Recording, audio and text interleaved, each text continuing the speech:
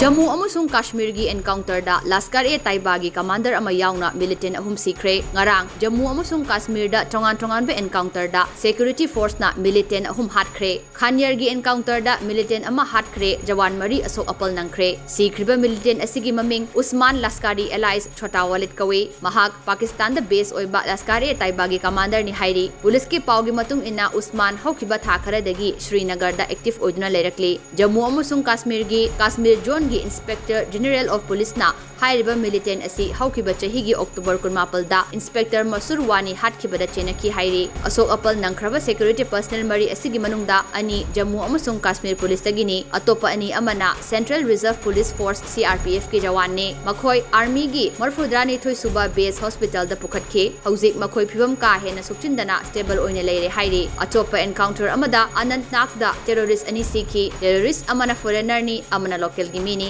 makhoi karamba gurka mari samnai haibadi khangdokpa ngamdri haina official gi warol amana hairi terrorist singna nongmai pangkap ta kapsin bahurakpadagi army na khut halaga terrorist ani mak hatkhibani haina army gi warol amana hairakle marang chathakiba anti terror operation asi Uttar Pradesh tagi labor ani Badgam da attack torakhaba matungda haukhibani national conference ki luchingba Farooq Abdullah na hairi Jammu Amasung Kashmir da terror attack ki masing hengalakliba asi nongna semliba sarkar asi tangdu laitana leihandana ba honarakpani masi tongan na thizin humjin haningi haina mahakna haiki